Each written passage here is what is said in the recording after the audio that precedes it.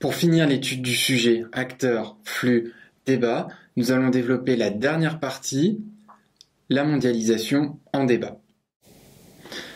Tout d'abord, il faut montrer que le développement de la mondialisation pose la question de sa gouvernance.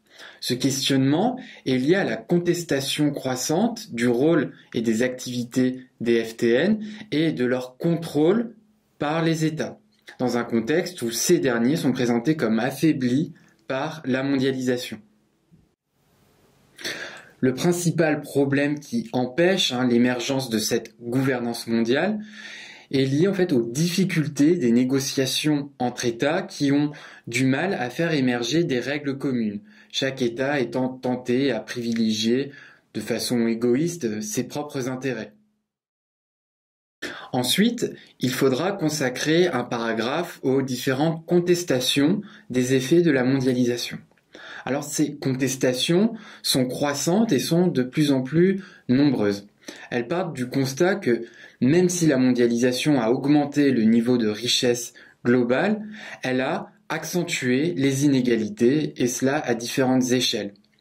Au niveau mondial, entre pays développés et émergents et pays qui restent en marge, et au sein des États, on peut penser par exemple au cas de la Chine où les inégalités se sont accrues entre la Chine littorale intégrée à la mondialisation et l'intérieur du pays qui est resté en marge.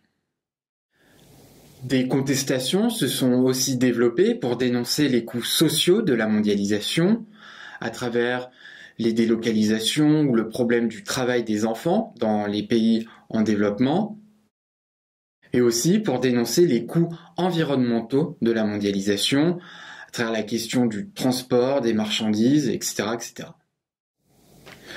Enfin, vous pourrez consacrer une dernière partie au développement de mouvements altermondialistes qui, depuis le début des années 1990, proposent un autre modèle de mondialisation que la mondialisation capitaliste et libérale qui a actuellement lieu.